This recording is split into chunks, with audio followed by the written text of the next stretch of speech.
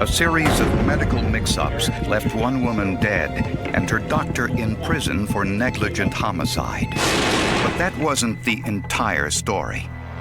In a single strand of hair, a forensic toxicologist found evidence of another medical mystery, one that made headlines around the world. The result of too much anesthesia with no anesthesiologist to monitor her, and there was no ventilator to help her breathe. I knew that things would never be the same once this happened. When local prosecutors learned about the incident, they conducted an investigation. They learned that Dr. Pignataro was not a board-certified plastic surgeon. In fact, he wasn't a plastic surgeon at all. He did train for ear, nose, and throat, but did not finish. So technically, it did not make him an ear, nose, and throat doctor. He didn't finish all the things necessary to become one. Medical experts told investigators that Sarah Smith would have survived if Dr. Pignataro had the proper resuscitation equipment. The procedure that Sarah Smith was undergoing was a transumbilical breast augmentation. It was a very invasive procedure. Over.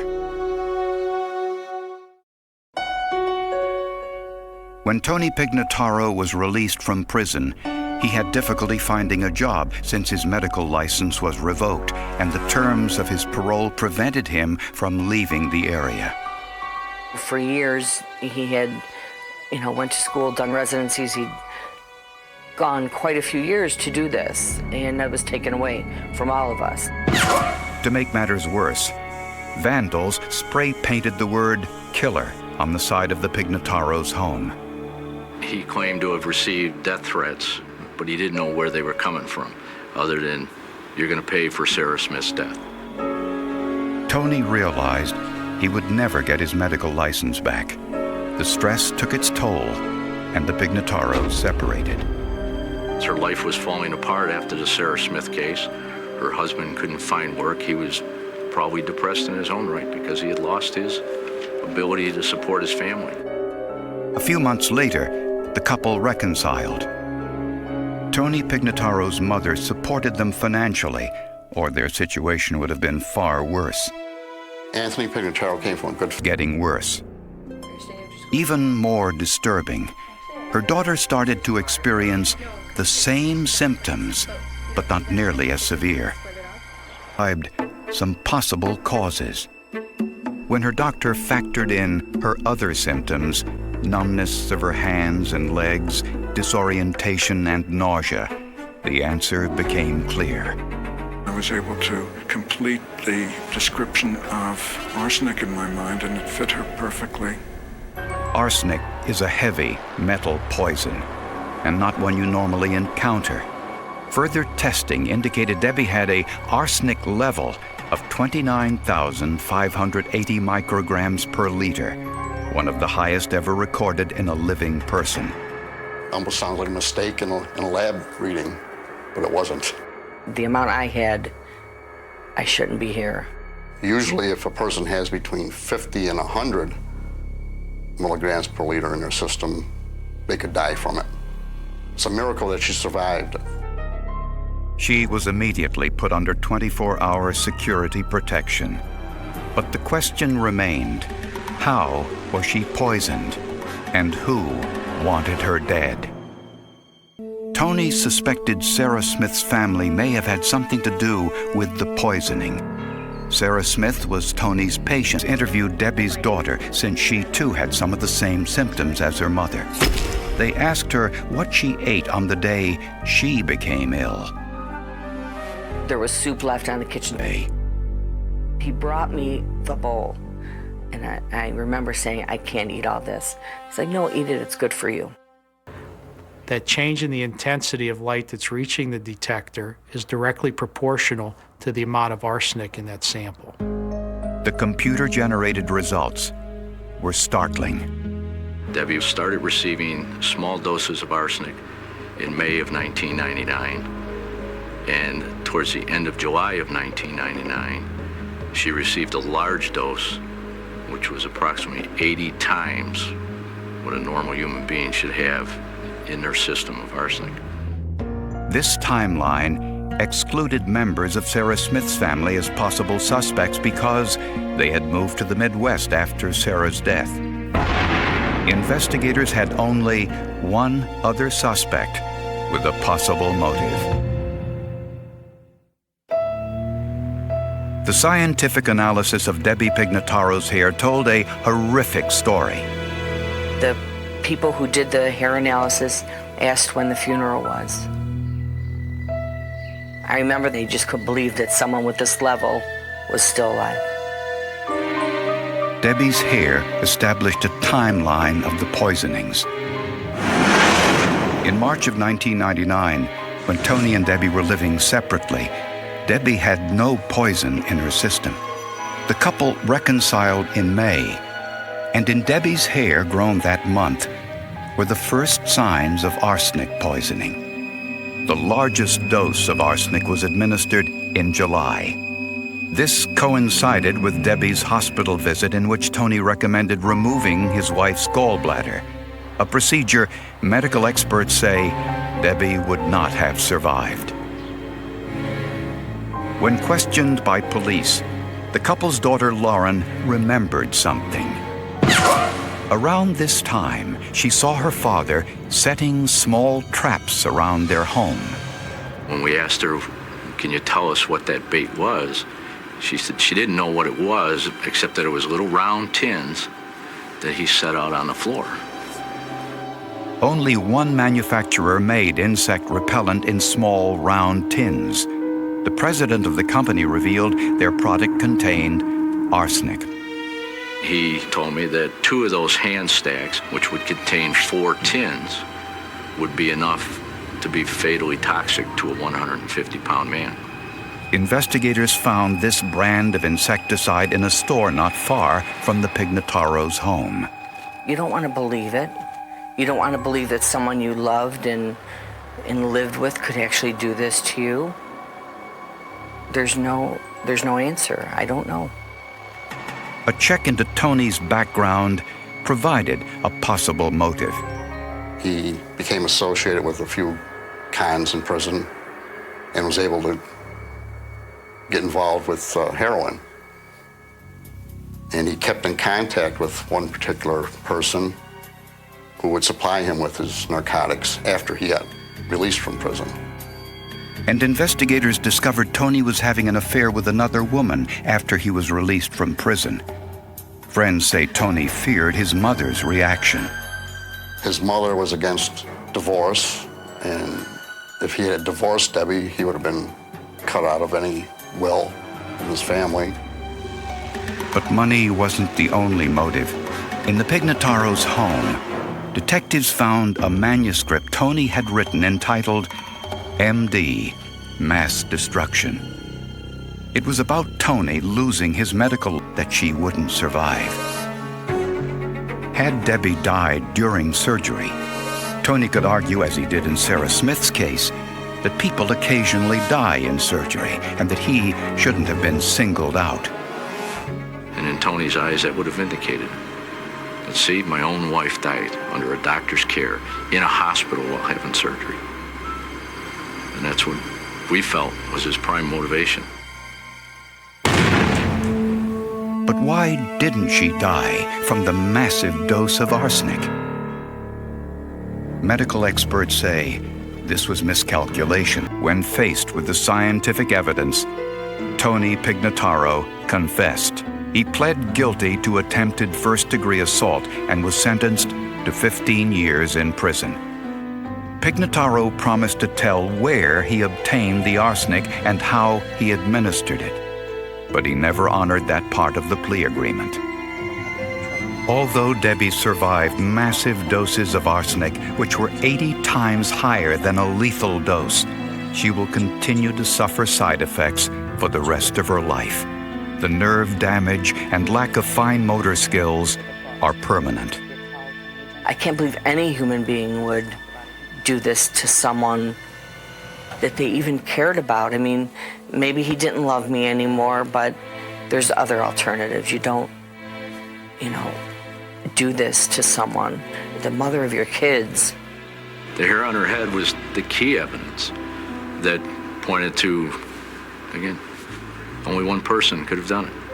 In the long run, his arrogance is what got him convicted, you know. Thinking he'd outsmart everyone, and he outsmarted himself. Residents of Knoll, Missouri were stunned to learn that their local bank had been robbed and its president was missing. Investigators searched a 3-state area for possible clues. On the bank of a lake outside of town, a fisherman found a used piece of tape.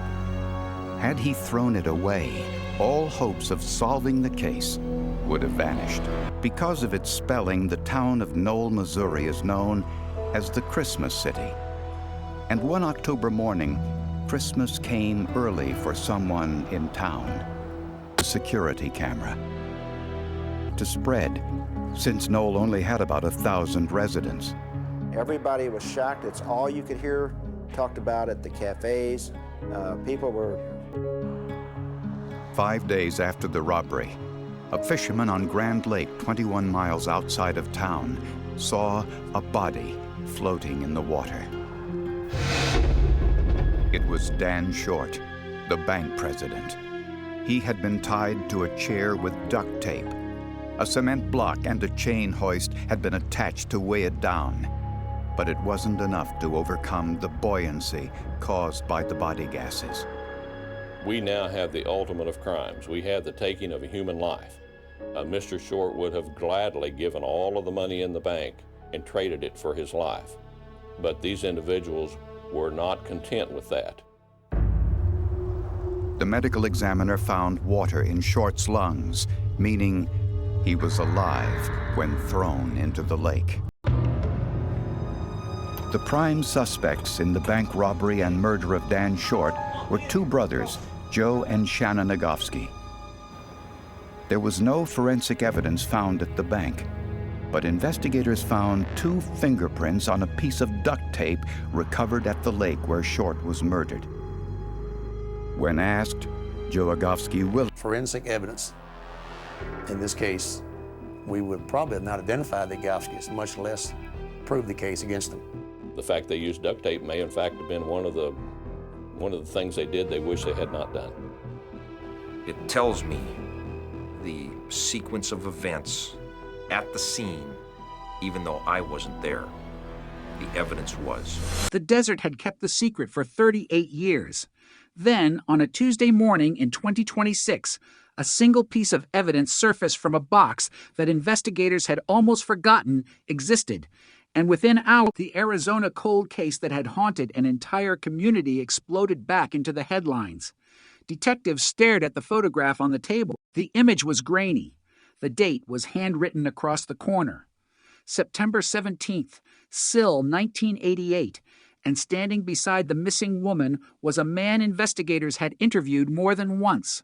A man who had spent decades insisting he knew nothing. A man who was still alive, still living in Arizona, still driving the same quiet roads that had once carried detectives into the desert searching for a woman who seemed to vanish without a trace. At 6:42 on the evening of September 17th, Sill, 1988, 24-year-old Emily Harper left a small diner on the outskirts of Mesa. She had finished a late shift and told a coworker she was going straight home. She never arrived. Her blue sedan was later found abandoned near an access road leading toward the Superstition Mountain. The driver's door was unlocked. Her purse was still inside. Her keys were gone. There was no blood, no broken glass, no obvious struggle. The only thing missing was Emily. Her family called police before midnight. By sunrise, the case had already begun to spread through the neighborhood. Volunteers searched dry washes. Officers checked roadside ditches. Helicopters swept the desert. Friends carried photographs from house to house. Emily's mother stood outside the family home holding a picture of her daughter, telling anyone who would listen that Emily would never disappear voluntarily. The first 48 hours produced almost nothing. A gas station attendant remembered seeing Emily's car. A truck driver reported a woman walking near the highway. Neither memory could be confirmed. A second witness claimed Emily had been arguing with a man in a dark jacket outside the diner. That witness later changed the description. Another person said the man might have been someone Emily knew. The investigation began to fracture under uncertainty. Detectives questioned coworkers. They questioned former boyfriends. They questioned neighbors. They searched Emily's apartment. They examined bank records and telephone calls. Nothing explained where she had gone. Then, for days after the disappearance, a rancher found a single object in the desert, a silver bracelet. Emily's family identified it immediately. The bracelet had been a birthday gift from her father. It was lying beneath a mesquite bush nearly 7 miles from where her car had been discovered. That changed everything. Investigators returned to the area with dogs and search teams. They found footprints, but the desert had been disturbed by wind and passing vehicles. They found tire tracks, but there were too many to identify. They found a torn piece of blue fabric caught on a branch. Emily's mother said it came from her daughter's jacket. The police were no longer searching for a missing woman. They were searching for a crime scene, and somewhere in those empty miles of Arizona desert, someone knew exactly what had happened. The first major suspect emerged quickly. His name was Daniel Mercer. Mercer was 31 years old in 1988. He worked as a mechanic and occasionally did repair jobs for businesses around Mesa. He knew Emily through mutual friends. Investigators discovered that he had spoken with her on the afternoon. She disappeared. Mercer admitted it. He said Emily had stopped by his garage because her car had been making a strange noise. He claimed he looked at the vehicle for a few minutes, told her it was safe to drive, and watched her leave. The statement sounded ordinary, until detectives compared it with another witness. A co-worker said Emily had told her earlier that day she was meeting someone after work, not a mechanic, not a friend, someone she described only as an old acquaintance. Investigators asked Mercer if he had arranged to meet Emily that night. He said no. The interview ended, but the question remained. 2 days later, detectives returned. Mercer changed his story. He admitted seeing Emily again, but said it was accidental. He claimed he had encountered her at a convenience store and spoken with her for less than 10 minutes. Then he changed it again. He said they had argued. Then he insisted the argument was harmless. Each version created another problem. Yet there was no physical evidence tying Mercer to the disappearance. No fingerprints. No blood. No eyewitness placing him with Emily after she left the diner.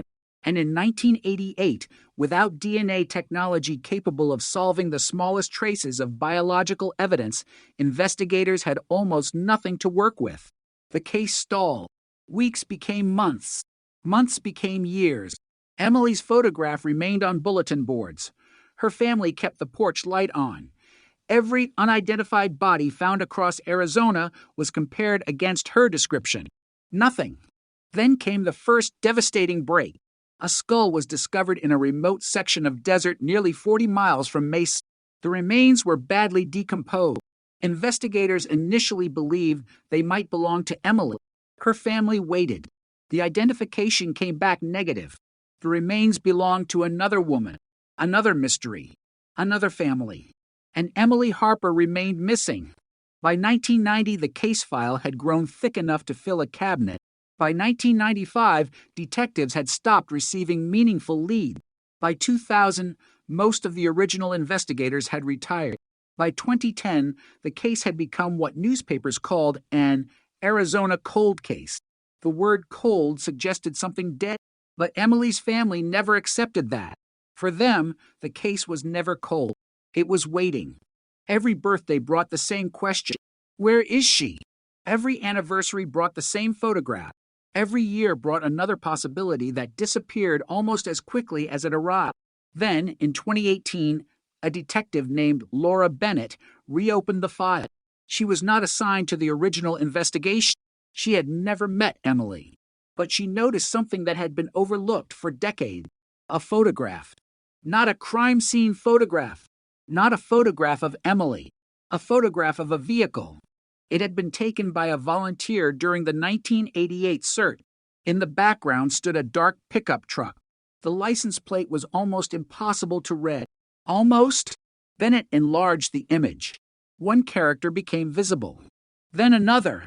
The plate appeared to match a truck registered to Daniel Mercer, the same Daniel Mercer who had changed his story, the same man who had told detectives he had never met Emily after leaving his garage. The photograph did not prove murder. It did not even prove Mercer was involved, but it created something investigators had not had in years, a reason to look again. Then it began reconstructing Mercer's movements. She found an old employment record, a property transfer, a repair invoice, a divorce filing, a forgotten insurance document. Each one seemed unrelated, until one date repeated. September 17th, Sill, 1988, the day Emily disappeared. Mercer had claimed he spent that evening at home, but an old work record placed him at a property outside Mason. The property was gone now. The building had been demolished. The land had changed hands. But Bennett kept digging. And then she found the name of a man who had never been questioned in the original case, a former employee. His name was Thomas Reed. Reed had worked with Mercer at a repair shop. When investigators finally located him, he was living in another state. He was 70 years old. And when Bennett showed him Emily's photograph, he stared at it for several seconds. Then he said something that made the room go silent. "I thought you people already knew." Reed told detectives that in 1988, Mercer had asked him to help move a car, a blue car. Reed remembered the night. He remembered the desert. He remembered Mercer telling him not to ask questions. But Reed had kept silent for 38 years. He said he had been afraid. He said Mercer had threatened him. And he said there was something else, something investigators had never heard before. There had been a second vehicle, a white van. And inside that van, according to Reed, Mercer had placed a large rolled carpet. Detectives asked him what was inside. Reed looked down. Then he answered, "I never saw her." He paused. "But I knew." That single sentence reopened the case. And this time, investigators were not looking at a disappearance. They were looking at a murder that had been hidden for nearly 4 decades. The old evidence room smelled of dust, cardboard, and decades of forgotten paperwork. Detective Laura Bennett stood beneath fluorescent lights while technicians opened boxes that had not been touched in years. The Emily Harper file had survived almost unchanged. Yellowed reports, handwritten notes, maps of the desert, photographs, interview transcripts, evidence tags. Every piece of the original investigation had been preserved, but the technology needed to understand some of it had not existed in 1988. Now it did. The bracelet found beneath the mesquite bush was tested again. Nothing. The blue fabric was examined. Nothing conclusive. The interior of Emily's abandoned sedan was processed using modern forensic technique. There, investigators found something that had escaped attention in 1988. A microscopic trace on the edge of the passenger seat. The sample was too degraded for a full DNA profile, but it contained enough material to suggest that another person had been inside the vehicle. The question was simple. Who? Investigators obtained a reference sample from Daniel Mercer. The result was not a match. For a moment, the renewed case seemed to collapse. Mercer was still suspicious, but suspicion was not evidence. Bennett refused to stop. She went back to Thomas Reed. His story had changed the direction of the investigation, but it also created new questions. Why had he waited so long? Why had he remembered details after 38 years? Why had he never contacted police? Reed admitted that he had been terrified of Mercer. He described Mercer as unpredictable. He said Mercer had a temper. He said that after Emily disappeared, Mercer warned him to forget the night. Then Reed revealed something even more important. He had kept a receipt, a small piece of paper, folded inside an old toolbox. The receipt was dated September 18th, Sill, 1988. It came from a hardware store in Mesa. The purchase was unusual. Heavy-duty plastic sheeting, industrial rope, bleach, a shovel. The receipt did not prove murder, but it showed that someone had purchased exactly the kind of materials that could be used to clean and conceal evidence. The purchaser's name was not printed, but the store had maintained handwritten transaction log. Detectives located the old ledger. The entry was faded. The handwriting was almost gone. Still, an expert compared it with samples from Mercer. The conclusion was cautious. The handwriting was consistent. Not definitive, but consistent. Investigators then reconstructed the timeline. Emily left the diner at approximately 6:42 p.m. Her car was seen near a convenience store around 7:05. Mercer's truck appeared in a volunteer photograph taken at approximately 8:20. Thomas Reed claimed he met Mercer shortly afterward. The blue sedan was abandoned later that night. The timeline placed Mercer near the vehicle during a critical window. But detectives still needed one thing: Emily. Without her remains, prosecutors would face enormous difficulty proving what happened. Search teams returned to the desert. They used modern mapping technology, ground-penetrating equipment, aerial imagery, geological scan. Investigators identified several areas where the terrain had changed dramatically since 1988. One location stood out: a shallow depression near an abandoned service road. In the original search maps, the area had been marked as inaccessible because flooding had washed away portions of the road. Now it was reachable. Technicians began digging. For hours, nothing happened. Then one worker stopped. His shovel had struck something. Not rock, not wood, something lighter. The excavation continued by hand. A fragment of fabric emerged. Then a small metal button. Then a piece of weathered plastic. The investigators stopped. The site became a forensic scene. Everything was photographed. Everything was cataloged. The search continued slowly. And then they found bone. Human bone. The case had just changed forever. The remains were transported to the medical examiner. DNA extraction took weeks. The family waited. Again. But this time, there was a difference. Modern science could speak where 1988 had remained silent. The remains were identified as Emily Harper. 38 years after she vanished, Emily had finally been found. The news broke across Arizona. The woman whose face had appeared on missing person posters in another century had finally been located. Her mother had died years earlier without knowing where her daughter was. Her father had also died. The people who had spent decades searching were gone, but the case was alive. Investigators examined the remains. The cause of death could not immediately be established. Time had destroyed much of the evidence, but one injury was significant: a fracture to the back of the skull. It could have been caused by a fall. It could have been caused by an accident, or it could have been caused by a blow. The medical examiner could not say with absolute certainty. Yet the location of the remains made an accidental death increasingly difficult to explain. Emily had disappeared from a populated area. Her vehicle had been moved. Her belongings had been left behind. Her body had been concealed miles away. Someone had gone to extraordinary lengths to hide her. The investigators turned their attention back to Mercer. By then, he was 69. He lived quietly. He had remarried. He had grandchildren. Neighbors described him as polite, helpful, ordinary. No one suspected that the quiet older man living behind a trimmed hedge might be connected to one of Arizona's oldest mysteries. Detectives began surveillance. They watched his house. They tracked his movements. They obtained historical records. Then they discovered something astonishing. Mercer had never left Arizona for more than a few months. For 38 years, he had remained within the same broad region. The man investigators had been looking for had not disappeared.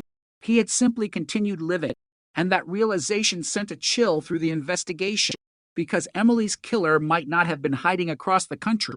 He might have been right there, watching the case fade, watching detectives retire, watching the family age, watching the world forget. Mercer was interviewed again. This time, investigators did not accuse him. They asked about Emily. He said he remembered her. He said he had known her casually. He denied seeing her the night she disappeared. He denied moving her car. He denied knowing Thomas Reed's story.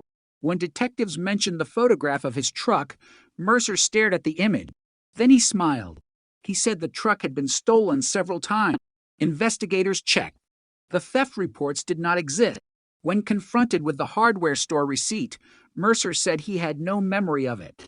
When confronted with the DNA trace from Emily's car, he said he had probably worked on the vehicle. But that was another contradiction. He had told detectives in 1988 that he had never touched Emily's car. The interview ended.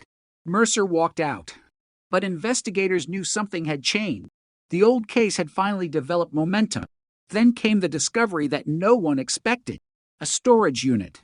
Mercer had rented it under another name in the early 1990s. The unit had been abandoned decades later. Its contents had eventually been transferred to a county auction. A contractor who purchased several boxes found an old Cosette tape.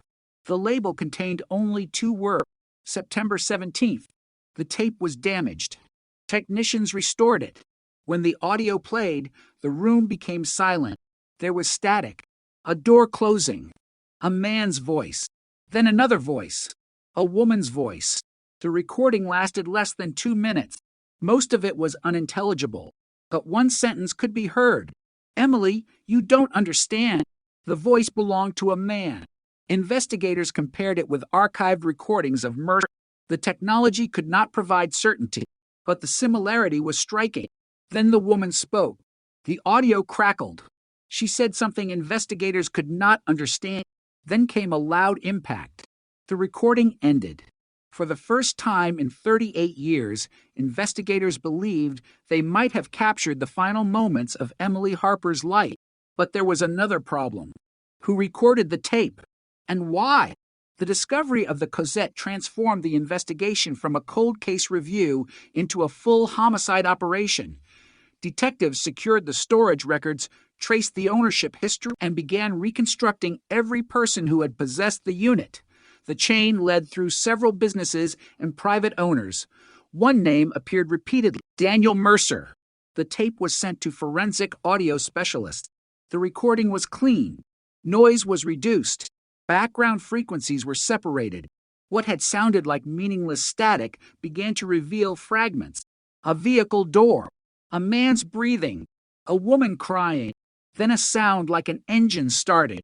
Investigators enhanced the final second. A phrase emerged: "Nobody will find you."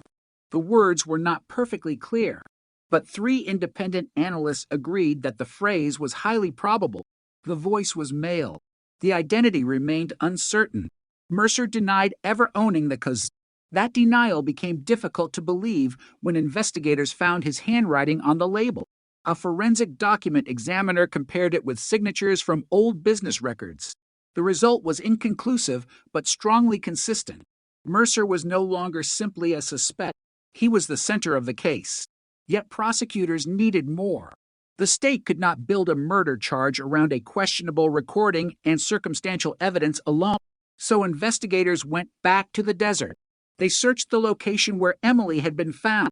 They searched surrounding areas. They found fragments of rope, tiny pieces of plastic, a rusted metal tool. Most were too degraded to identify. Then a technician discovered something buried beneath the soil: a small brass key. It was corroded. The shape was distinctive. Investigators compared it with photographs of Emily's apartment from 1988. The key appeared to match a storage cabinet. Detectives located the cabinet decades later. It was still in the possession of Emily's family. The key opened it. Inside were letters, photographs, and personal items Emily had kept private. One letter stood out. It had been written several weeks before her disappearance. Emily described feeling uncomfortable around someone she knew. She did not name him directly.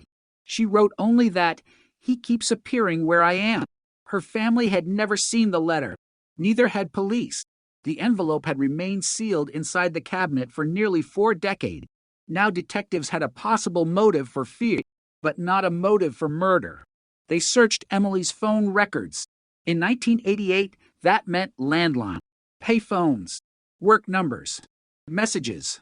There were several calls from a number connected to Mercer's garage. One occurred on the afternoon of September 17th. Another occurred shortly before Emily left work. The last call came at 6:31 p.m., 11 minutes before she left the diner. Mercer had told police he had not spoken with Emily that evening. The record said otherwise. Investigators confronted him. He claimed someone else had made the call, but the garage was closed that night. The employee schedule showed Mercer was the only person there. The case was becoming tighter. Then investigators found another witness, a former waitress from the diner. She was 81 years old. She had never been interviewed in 1988 because she had left Arizona shortly afterward. She remembered Emily. She remembered the night. And she remembered a man sitting in the far corner of the diner, Daniel Mercer. According to the waitress, Mercer watched Emily throughout the evening. At one point, he approached her table. The conversation lasted less than a minute. Emily looked uncomfortable. Mercer left. The waitress remembered one detail because it had seemed strange. Emily looked at the clock immediately afterward. 6:31. The same time recorded in the telephone log. The waitress said she had forgotten the memory for years. Then she saw Emily's photograph on television. It came back.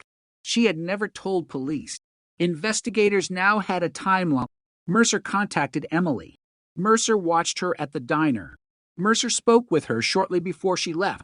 Mercer's truck appeared near the desert search area. Mercer changed his story. A witness connected him to the movement of the blue sedan.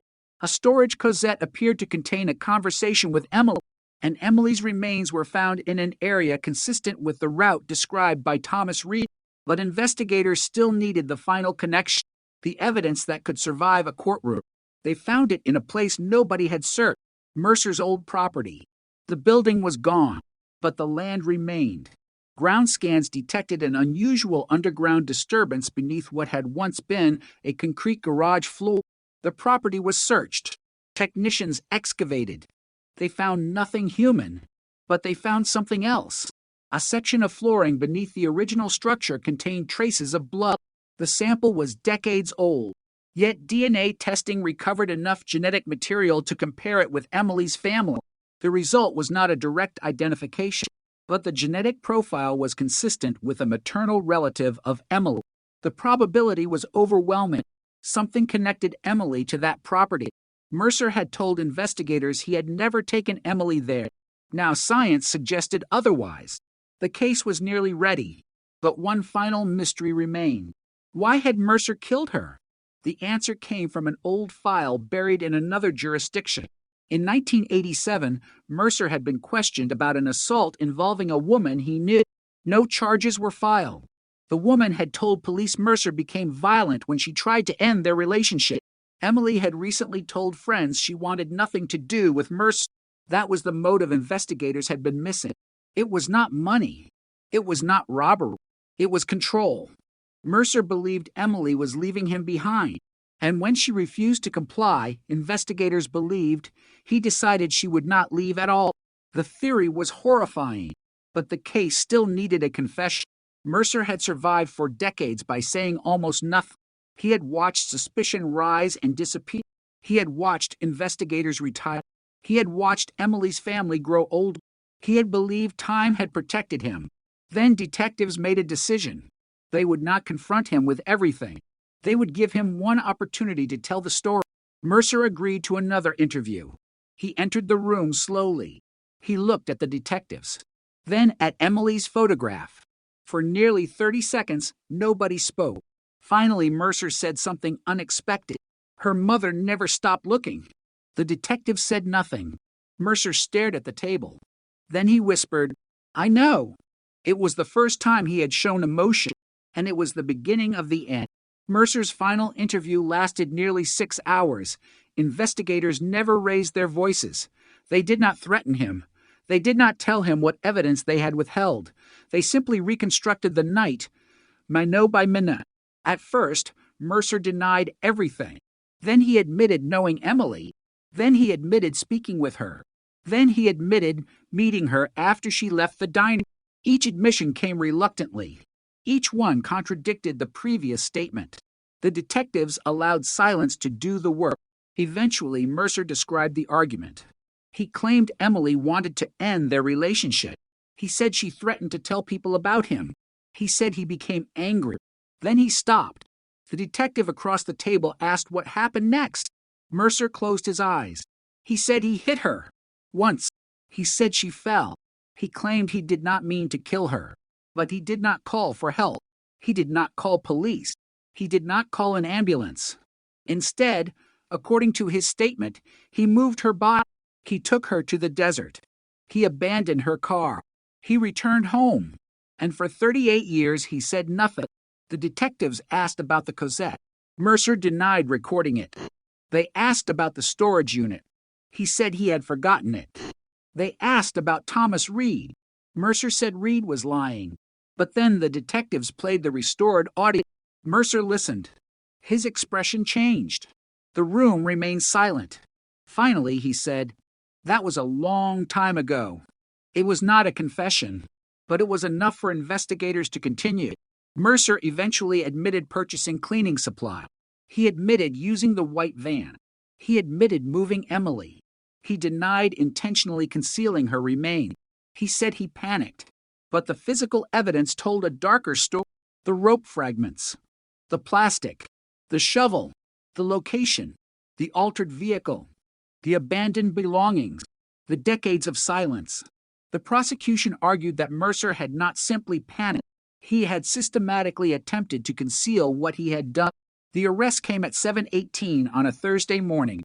Police arrived at Mercer's home before sunrise. Neighbors watched from behind curtains. The man who had lived quietly in the neighborhood for years stepped outside in a gray sweatshirt. He saw the officers. He did not run. He did not ask why. He simply stood there. Then an officer placed handcuffs around his wrists. The Arizona cold case was officially no longer a cold case. The arrest stunned investigators. Some had expected Mercer to deny everything until the end. Others had believed he might never live long enough to face charges. Instead, at 69 years old, he was taken into custody for the disappearance and death of Emily Harper. News helicopters circled overhead. Television stations interrupted programming. The headlines spread across Arizona. Arizona 1988. Cold case solved. Shocking arrest stuns investigators. For Emily's family, the headline meant something different. It meant a name, a place, a grave, a final answer.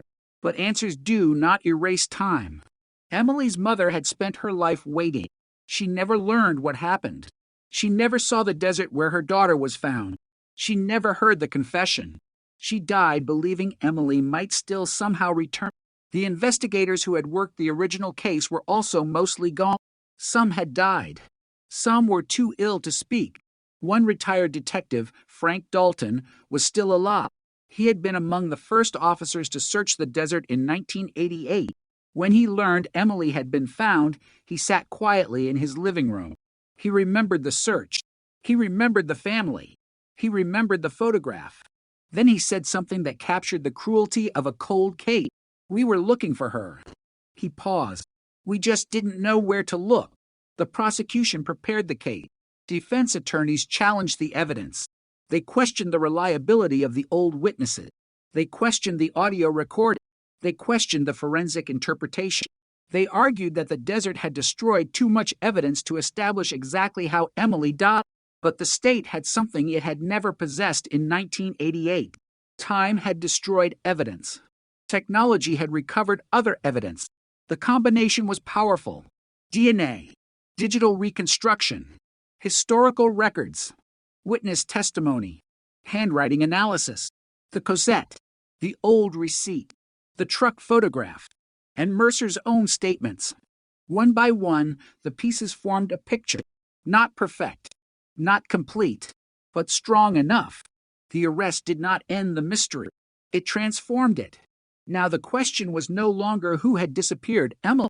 The question was how many people had known something and remained silent. Thomas Reed admitted he had carried the secret for nearly 4 decades. The waitress had carried her memory. Other witnesses came forward. One remembered seeing Mercer's white van. Another remembered seeing Emily arguing with him. A former co-worker recalled Emily saying she was afraid of someone. None had understood the significance at the time. The community began looking backward. People revisited old memories, old photographs, old conversations. A neighborhood that had once searched for Emily now searched its own path. And beneath all of it was the same haunting realization. The answer had been there. Pieces of it had existed from the beginning, but the pieces had never been connected. The courtroom became the final stage of the Arizona cold case. For the first time, Emily's name was spoken repeatedly in a place where every statement mattered. Prosecutors described her final evening. Defense attorneys challenged the timeline. Experts explained evidence that had not even been possible to analyze in 1988. The jury heard about the bracelet, the blue fabric, the abandoned sedan, the desert excavation, the DNA evidence, the old Cosette, the storage unit, the handwritten receipt, and finally, the interview. Mercer's own voice, his words, his contradictions, his admission that he had struck Emily. The defense argued that the confession had been misunderstood. They argued that Mercer had been elderly and confused. They argued that the evidence was too old. But the prosecution did not rely on one piece. They relied on the entire chain. A single clue could be questioned. A dozen connected clues were harder to dismiss.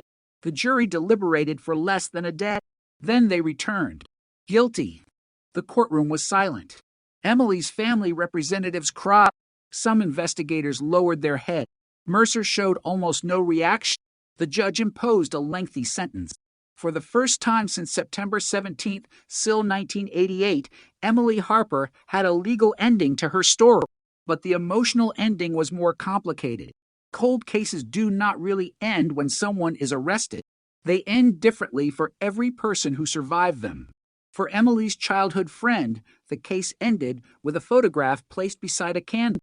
For the retired detectives, it ended with a file finally removed from a cabinet. For Thomas Reed, it ended with the confession he had waited 38 years to hear. For the community, it ended with a question. How could someone disappear in plain sight? The answer was uncomfortable. Because time does not always hide the truth. Sometimes it protects the person who knows it. Mercer had lived decades as an ordinary man. He had bought groceries, paid bills, attended family gatherings, celebrated birthdays. He had watched television reports about cold cases. He had watched police announce new searches. He had heard Emily's name spoken by journalists. And according to investigators, he had carried the secret through all of it. The desert had not forgotten. The evidence had not disappeared completely. It had simply waited. The most powerful piece of evidence was perhaps not the DNA, not the recording, not the receipt. It was the photograph. A volunteer had taken it without knowing what it contained. A truck in the background. A nearly invisible plate. A forgotten image. For decades, nobody had seen the importance. Then technology enlarged it. One frame changed the investigation. One frame connected the past to the present. One frame helped bring investigators back to a man who had spent 38 years believing the case would never catch up with him. The Arizona desert had always been part of Emily's story. It was where investigators searched, where clues disappeared, where her remains were eventually found. But the desert was not what made the case mysterious. It was the silence of a suspect, the silence of a witness, the silence of a community that slowly moved on, and the silence of a family that refused to forget. Emily was 24 when she disappeared. Her life had barely begun. She had friends, plans, habits, a favorite diner, a family who expected her home that night. She was not a headline. She was not a case number. She was a daughter, a friend, a young woman whose future disappeared with her. For 38 years, the only thing the world knew was that she had left a diner and never made it home. Now the timeline was complete. She left work. She encountered Mercer. She was taken away. Her car was abandoned. Her body was hidden. And the truth remained buried until modern investigators returned to the evidence. The case became a warning about forgotten evidence, about assumptions, about the danger of declaring a case finished simply because time has passed. In 1988, detectives had limited tools. In 2026, they had technology that could recover information from microscopic traces and degraded recording. But technology alone did not solve the case. Someone had to reopen the file. Someone had to look again. Someone had to ask the question nobody had asked in decades. What did we miss? That question changed everything. And perhaps that is the most disturbing part of the entire story, because if one forgotten photograph could survive 38 years, what else was still waiting inside old evidence rooms across the country? What other names were buried beneath dust? What other families were still waiting? What other killers had mistaken silence for safety? The Arizona case was solved, but the lesson was not finished. Cold cases do not always die. Sometimes they wait. They wait for technology. They wait for a witness to finally speak. They wait for one detective to notice one detail. They wait for the right photograph to be enlarged. They wait for someone to open the box. And when that moment arrives, decades can collapse in a matter of hours. For Emily Harper, justice came almost 40 years late. It could never return the years stolen from her family. It could never restore the life she should have lived. But it gave her something the desert had withheld for decades: her name, her story, and finally, the truth. The last photograph released by investigators showed Emily smiling beside her family. It was taken before the disappearance, before the headlines, before the searches, before the desert, before the word cold case became attached to her name.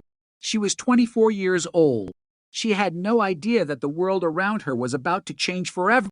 She had no idea that someone she knew would become the center of a decades-long investigation. She had no idea that her family would spend nearly 4 decades asking the same question: where is Emily? Now there was an answer. But in Arizona, where the desert stretches beyond the horizon and the nights can become almost completely silent, one thought remained impossible to escape.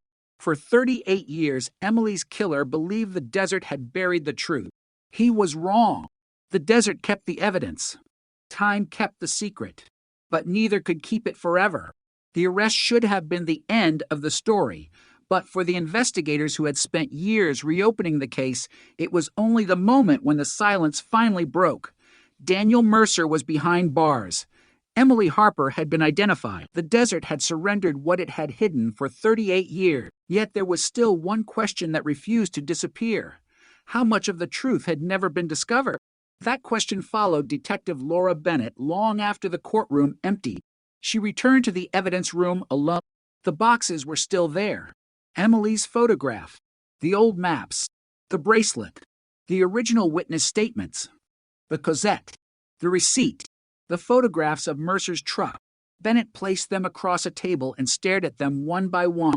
For decades, these objects had existed separately. A bracelet, a truck, a receipt, a witness, a forgotten recording. Now they formed a timeline.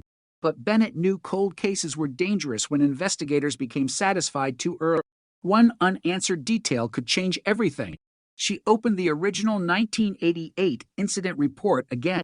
At the bottom of page 43, beneath a handwritten note, she found a sentence that had been almost completely ignored. Possible second person observed near vehicle. Bennett froze. The report contained no follow-up, no name, no second interview, nothing. She pulled the original witness statement. The witness was a teenager named Michael Lawson. He had been driving home that night when he saw Emily's blue sedan near an access road. He reported seeing a man standing beside it.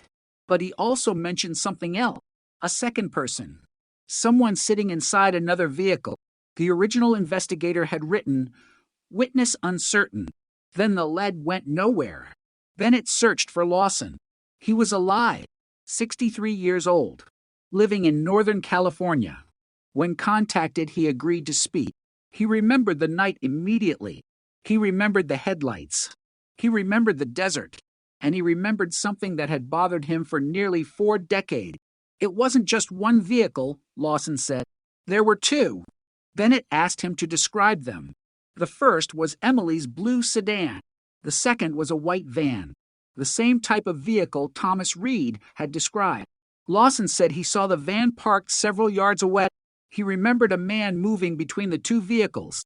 He could not identify the man with certainty, but when Bennett showed him an old photograph of Mercer, Lawson became quiet. "I can't swear to it," he said, "but that's the man I remember." The statement strengthened the case. It also raised a new question. Who else was inside the van? Investigators reopened every interview from the original investigation. Names began appearing. Co-workers, friends, neighbors, people who had once been questioned and forgotten. One name appeared repeatedly: Susan Vale. Susan had worked at the diner with Emily. She had been questioned twice in 1988. The original note said she knew nothing, but Bennett noticed something strange. Susan had been interviewed before the investigators knew Mercer was a suspect. Her first statement was short. Her second was much longer. Several details had changed. Bennett located Susan. She was living in Nevada, now 70 years old. When asked about Emily, she began crying. She said she had carried guilt for decades. She had remembered something she had never told police. The night Emily disappeared, Susan said Emily had told her she was frightened, not of a stranger, of someone she knew. Susan remembered asking who. Emily had refused to say. Then she had written a name on a napkin. The napkin disappeared before Susan could read it, or so Susan had always believed. But there was another detail. Emily had told Susan that if anything happened to her, investigators should look at a specific place, an abandoned repair yard, the same property where Mercer once worked. Susan had forgotten the exact location. Bennett pulled old maps. The property was real. It had been demolished in 1997, but the land had never been fully redeveloped. Investigators returned. They searched the area with modern equipment. At first, nothing appeared. Then a buried metal object registered on the scanner. Technicians excavated. They found an old toolbox. Inside were rusted tools, a wrench, a screwdriver, a pair of pliers, and a small plastic bag. The bag contained a photograph. The photograph was damaged by moisture, but the image was still visible. Emily, standing beside a vehicle. Mercer was in the background. The photograph appeared to have been taken weeks before her disappearance. Bennett looked closely. Emily was not smiling. She appeared to be looking away from the camera. Mercer stood behind her. His expression was unreadable. On the back of the photograph was a date, August 29th, Sill, 1988. 3 weeks before Emily disappeared, the discovery changed the emotional picture of the case. Emily had known Mercer. She had been around him shortly before her death, but the photograph did not prove what their relationship was. Investigators needed context. They returned to Emily's personal records, letters, notes, phone numbers, old calendars. One entry stood out, September 12th, 5 days before she vanished. Beside the date, Emily had written only 3 words, "Talk to Dad." There was no explanation.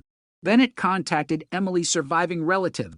Her younger brother remembered the conversation. Emily had called him that week. She sounded nervous.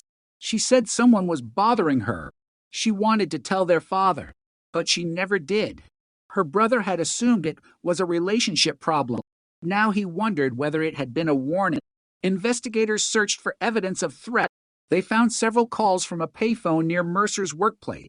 The calls came over a period of 2 weeks. Each lasted less than a minute. Emily had not answered some of them. Others were unanswered. One number appeared repeatedly, a number associated with a payphone near the repair yard. The pattern suggested someone had been watching Emily.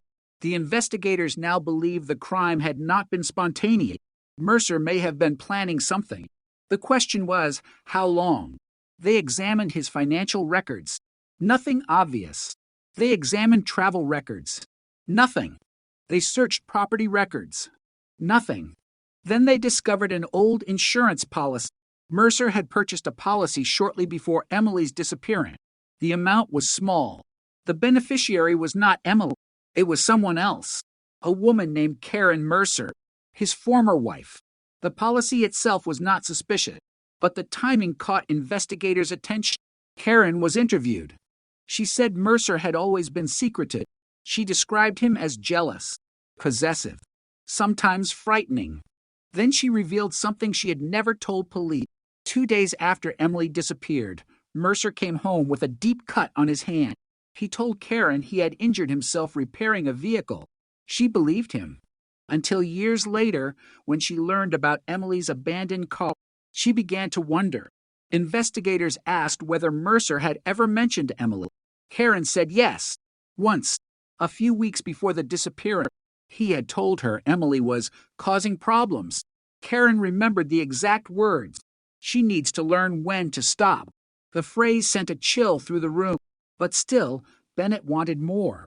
She wanted evidence that could not be explained away. That evidence came from an unexpected source, a former landfill worker. In 1988, he had worked at a waste facility outside Mesa. He remembered a white van arriving late one night. The driver had dropped off several bags. One bag had leaked. The worker remembered seeing what looked like blood. He had reported it. But the report was never connected to Emily. The landfill had since been closed. The records were almost destroyed. Yet one archived manifest remained. The date was September 18th, Sill, 1988. The vehicle description matched the white van. The company listed on the manifest had been owned by Mercer. Investigators obtained soil samples from the old landfill area. Most were useless, but one fragment contained degraded biological material. Modern forensic testing produced a partial genetic profile. It was not enough to establish identity by itself, but when combined with other evidence, it strengthened the case. The investigators now had a disturbing change. Emily had feared Mercer. Mercer had contacted her shortly before she disappeared. His vehicle appeared near the desert. A white van connected to him was seen that night. A witness remembered the van. A landfill worker remembered a suspicious delivery. Emily's remains were later found in an area connected to the same route, and Mercer had changed his story repeatedly. But Bennett still believed there was one missing piece. The moment when Emily went from being alive to being a victim. She returned to the cassette. The restored recording had been enhanced again. This time, specialists isolated the background. Under the static, they detected a faint mechanical sound. A vehicle engine. The engine was compared with known recordings of vehicles from the period. The investigators could not identify the exact model, but the sound pattern was consistent with an older Ford van. Mercer had owned one. More importantly, records showed he had purchased replacement engine parts for that van shortly before September 17th. The pieces were finally connecting. Yet the most chilling discovery was still buried in the original evidence. A small envelope. It had never been opened. The label read, "Property recovered from vehicle." Inside was a single strand of hair. In 1988, there was nothing investigators could do with it. Now there was. The hair contained enough mitochondrial DNA for comparison. The result did not identify Mercer, but it was consistent with Emily. The hair had been found inside her vehicle. That meant Emily had been there. That was obvious. But investigators found something else, a second hair. It had been preserved on adhesive tape. The sample was badly degraded. Still, scientists managed to obtain a partial profile. It was male. It did not match Mercer. For the first time since the arrest, investigators faced a new possibility. There may have been another man. Someone else connected to Emily's final hour. The cold case suddenly opened again. Mercer had been arrested. But was he alone? Bennett stared at the unidentified profile. The case had taken 38 years to reach this point. Now, just when the truth seemed complete, another shadow appeared. A second man. A second vehicle. A second voice possibly present on the recorder. And one unanswered question that threatened to change everything. Who was the other man in the desert that night? The investigation was not finished. Not even close. The unidentified male DNA profile changed the case overnight. Daniel Mercer was behind bars, but investigators could no longer assume he had acted alone. A second genetic profile had been recovered from evidence connected to Emily Harper's abandoned car, and the old witness statement described a second person near the vehicle on the night she disappeared. Suddenly, the case that had seemed to close with one arrest was opening into something dark. Detective Laura Bennett returned to the evidence room before sunrise. She placed the photograph of Emily on the table. Beside it, she placed the laboratory report. Male DNA. Unknown identity. The result was partial, but the forensic team was confident it did not belong to Mercer. Bennett stared at the two documents. If the profile belonged to someone connected to Emily's disappearance, then someone had escaped detention for 38 years. The search began with every man connected to Emily in September 1988. Former boyfriends, co-workers, neighbors, mechanics, friends of Mercer, customers at the repair shop, even men who had only been mentioned once in the original report. The list contained dozens of names. One stood out: Raymond Cole. Cole had worked at the same repair yard as Mercer. His name appeared in the original case file only once. A detective had written that Cole was not believed relevant. There was no explanation, no follow-up, no second interview. Bennett requested every available record. Cole had been 27 in 1988. He was a truck mechanic. He owned a white van. And on September 17, 1988, he had told investigators he was out of town. That statement had never been verified. Bennett checked the employment records. Cole had clocked out that afternoon. There was no record showing where he went afterward. She checked vehicle registrations. Cole's white van was registered to his home. The description matched the vehicle remembered by Thomas Reed and Michael Lawson. But there was a problem. Cole had died in 2004. His DNA was not in any law enforcement database. Investigators needed a relative. They found one. Cole had a surviving daughter. She agreed to provide a voluntary DNA sample. The result was devastating. The unknown male profile recovered from Emily's car was consistent with Cole's paternal family line. Not definitive, but highly significant. The investigators now had a second name: Raymond Cole. The next question was harder. What was his relationship with Mercer? Bennett dug deeper. The two men had worked together. They shared tools. They had repaired vehicles together. They had known each other for years. And there was one more detail. Cole had left the repair yard less than a month after Emily disappeared. He moved to another state. He never returned to Arizona permanently. The timing was suspicious, but suspicion was not enough. Investigators needed to know whether Cole had been part of Emily's final hour. They found his old divorce records. Buried inside was a statement from his former wife. She had claimed Cole came home late on September 17th, Sill, 1988. He was covered in dust. His clothes smelled of bleach, and he was carrying a plastic bag. She had asked where he had been. Cole allegedly told her Mercer needed help. The statement had never been connected to Emily's disappearance. Bennett read it twice. Then again. The cold case had just become something else.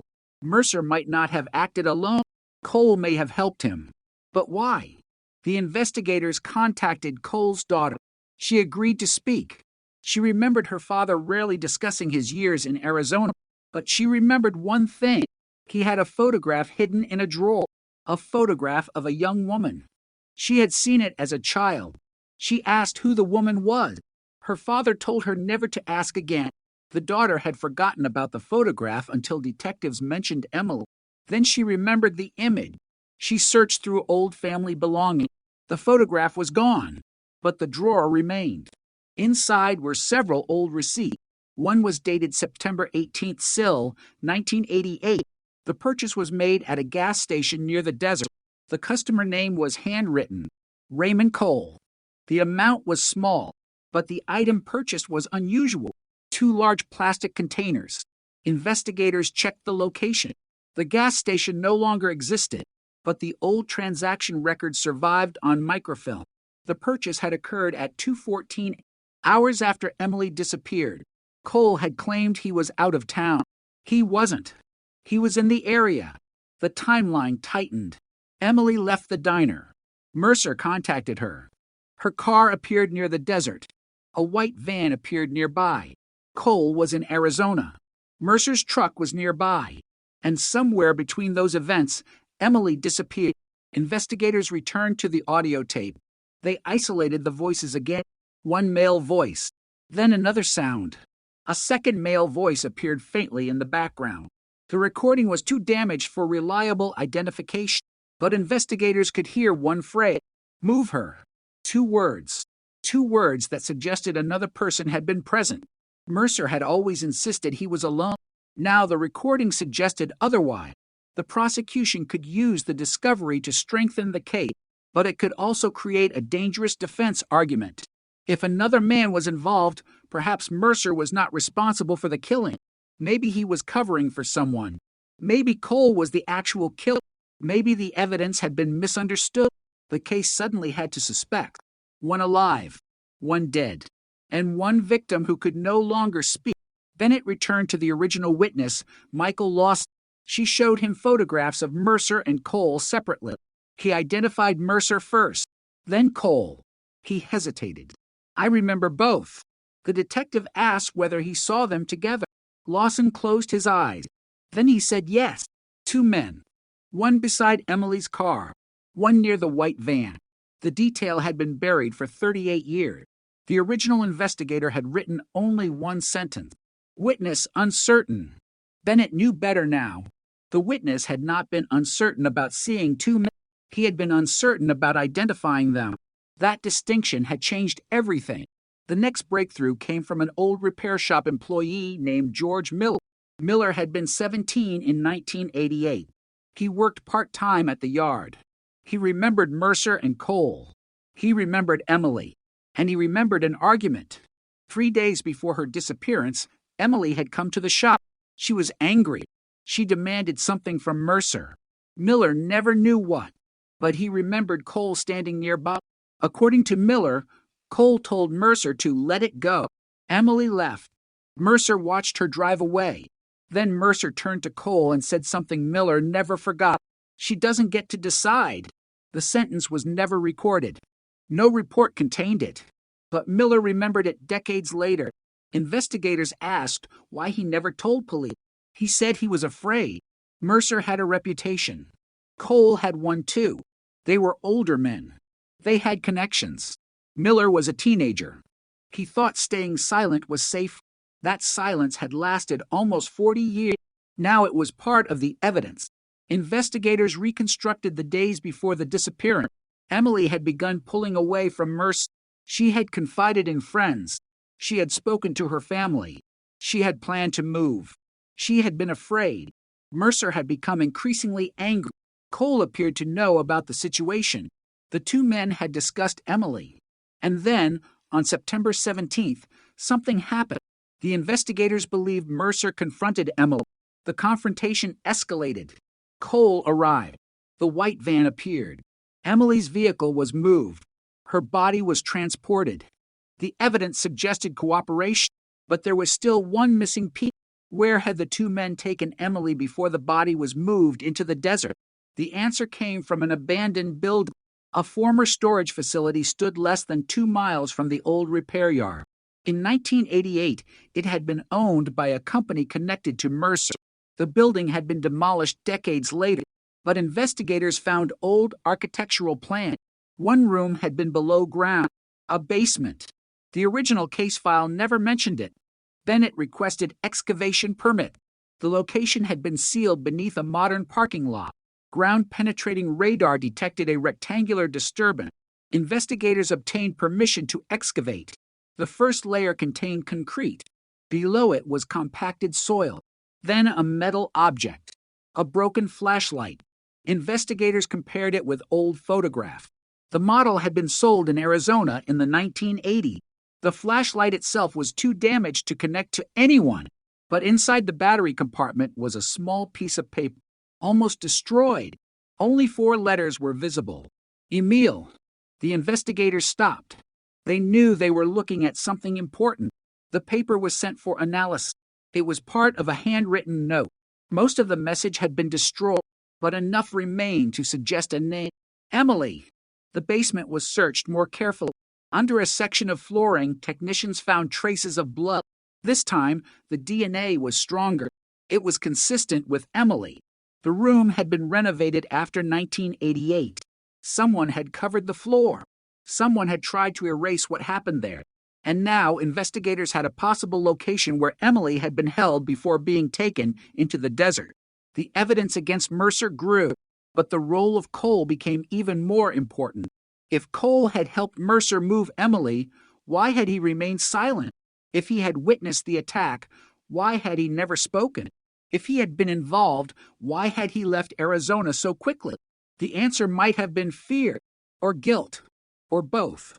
Then investigators found Cole's old personal journal. His daughter had kept it in a box. Most entries were ordinary. Work, bill, family, weather. But the pages around September 1988 were different. There were missing pages. 3 pages had been torn out. The remaining page contained one sentence. I should have stopped him. No name. No explanation. But the date was September 19th, Sill, 1988, 2 days after Emily disappeared. Bennett felt the weight of the discovery. Cole had known something. Perhaps everything. Perhaps only part. But he had written it down. And then he had torn the pages away. The investigators now had enough to request a search of Cole's surviving property records. They found a former storage locker. The locker had been closed after his death. His daughter had never opened it. Inside were old tools, photographs, clothing, and a metal box. The box contained a cassette. Another cassette. Investigators played it. This recording was clearer. Cole's voice could be heard. He was speaking to someone.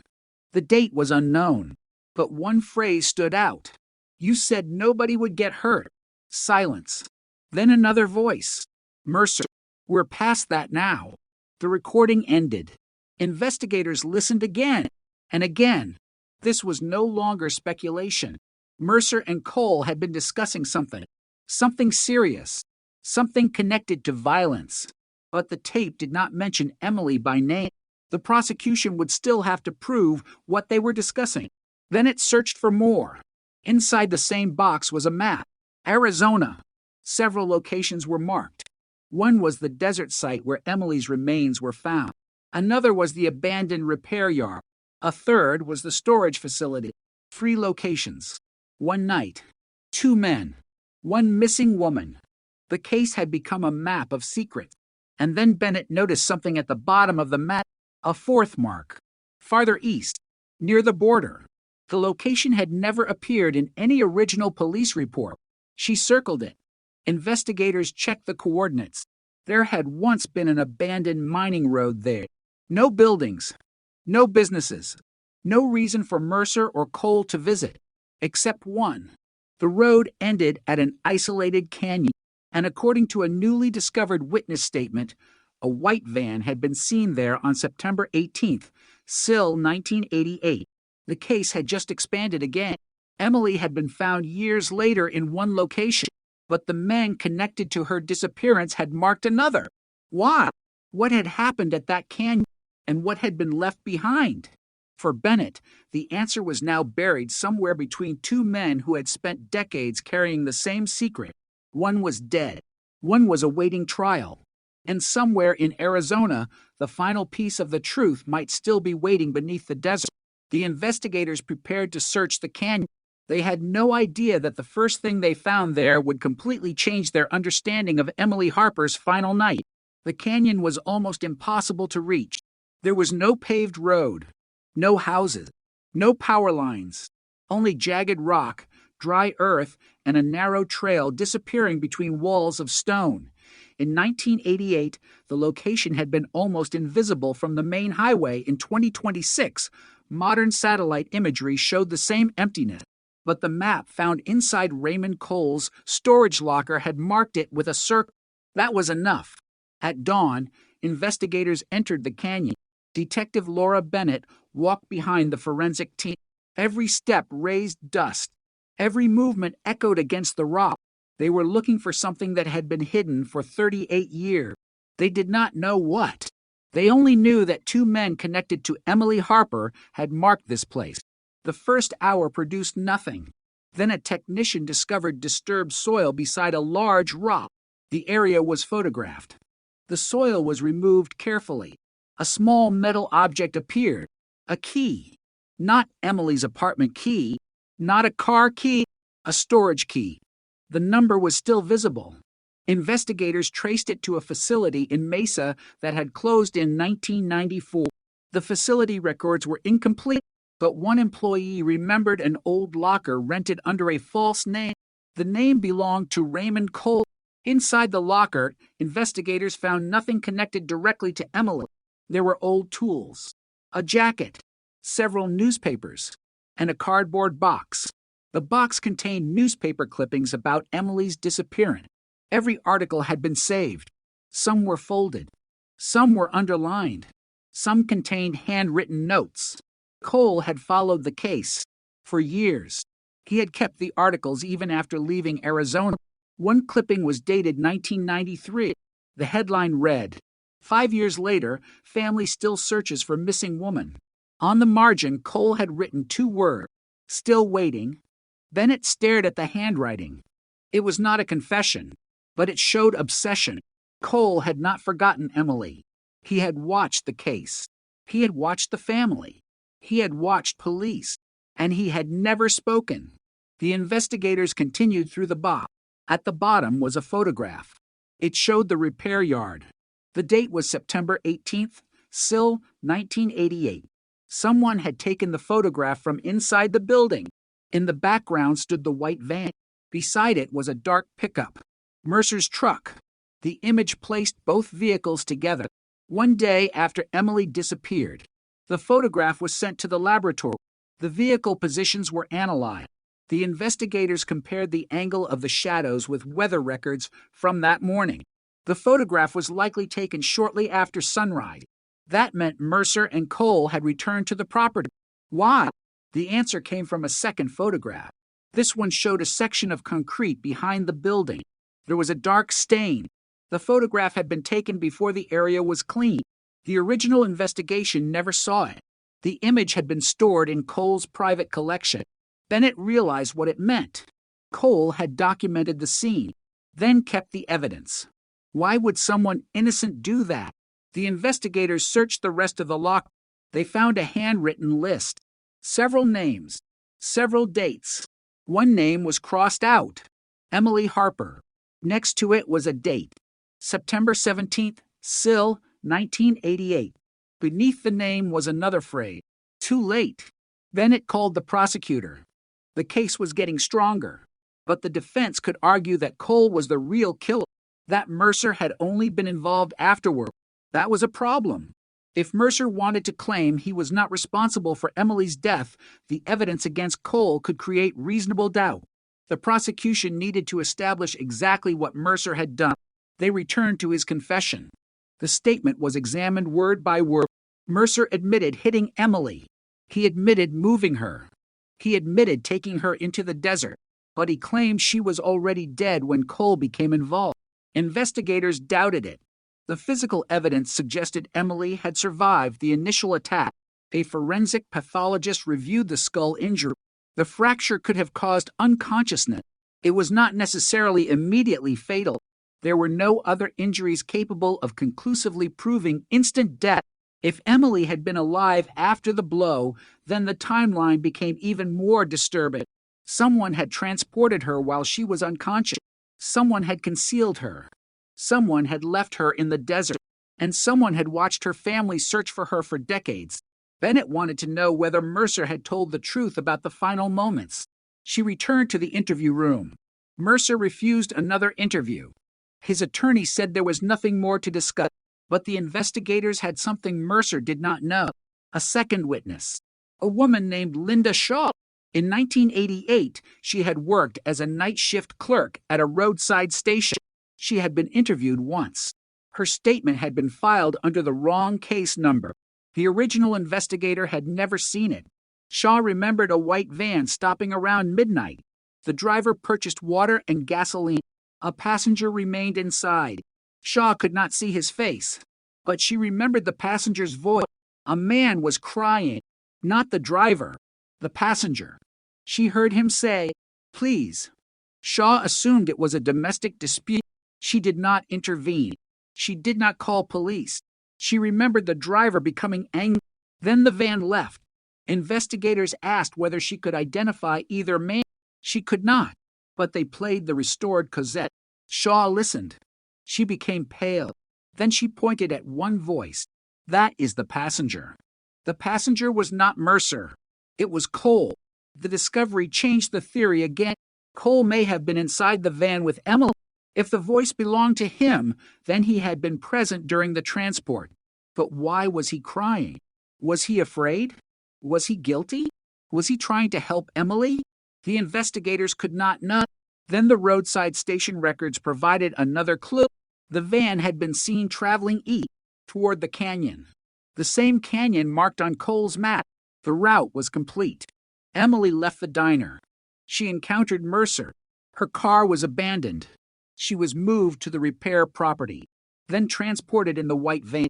The van traveled east. It reached the canyon, and later, Emily's remains were found in another desert location. The investigators now believe the canyon might have been a temporary stopping point. But what happened there? The answer came from a geological survey. A natural depression in the canyon contained disturbed soil. Technicians searched. They found a piece of fabric, then another, then a shoe. The shoe was old, but the size matched Emily. The forensic team photographed it. Then it felt her stomach tighten. They were finding objects from the night Emily disappeared. Not remains. Not yet. Objects. Fragments of a forgotten journey. Then came the discovery of a small plastic button. Emily's brother identified it from photographs of her clothing. It had come from the jacket she wore that night. The evidence suggested Emily had been in the canyon, but why had she been moved again? The investigators searched deeper. They found tire impressions preserved beneath layers of sediment. Modern analysis suggested a vehicle had stopped there decades earlier. The tread pattern was compared with old photographs of Colesville. The match was not perfect, but it was compatible. The canyon was no longer just a mark on a map. It was part of the crime. Then Bennett noticed something on the ground, a small piece of metal. It looked like part of a chain. Attached to it was a faded plastic tag. The tag contained a number. Investigators traced the number to a rental company. The equipment had been rented on September 17th, Sill, 1988. The renter? Daniel Mercer. The item? A portable generator. The rental record showed it had been returned 2 days later, but the generator had been reported damaged. The damage was described as heavy impact. Bennett requested the original inspection report. The damage was not mechanical. The casing had been struck repeatedly. The generator had apparently been used near something that caused significant impact. Investigators searched photographs of the old repair yard. There was no generator. That meant it had likely been taken somewhere else. The canyon, the rental date, the white van, the map, the witness. Everything pointed in one direction, but investigators still had no definitive explanation for why the generator was there. Then a forensic technician found a tiny fragment embedded in the damaged casing. Bone. The fragment was too small for a full DNA profile, but mitochondrial testing was possible. The result was consistent with Emily's maternal family. The generator had been near Emily. The discovery was devastating. It suggested that something violent had occurred in the canyon. Perhaps the generator had been used to power equipment. Perhaps it had been used to illuminate the area. Perhaps it had been used to hide the sounds of what happened. The investigators could not know, but one thing became clear. The canyon was not incidental. It was deliberate. And Mercer had rented the equipment. The case now had a second location tied directly to the suspect. The prosecution was preparing for trial, but Bennett was not satisfied. There was still the unknown male DNA. If it belonged to Cole, the prosecution needed to understand his role. Cole could not be prosecuted. He was dead, but his actions could explain Mercer's behavior. Investigators examined Cole's final year. After leaving Arizona, he rarely spoke about his past. He suffered from alcoholism. His marriage collapsed. He moved repeatedly. He never returned to the state. But his daughter remembered one strange habit. Every September, he became withdrawn. He would disappear for hours. He would refuse to explain where he had been. After his death, she found a handwritten note. It contained an address, an Arizona cemetery. Emily had never been buried there. Cole had no family there. Investigators checked the cemetery records. One burial occurred in 1989. The deceased was a man named Victor Hale. Hale had worked at the repair yard. He had died in a vehicle accident, but his name appeared in one of the original case reports. He had been questioned about Emily. He claimed he knew nothing. Investigators looked at his photograph, then at the cassette. The second male voice did not belong to Cole. It belonged to Victor Hale. The case had just taken another shocking turn.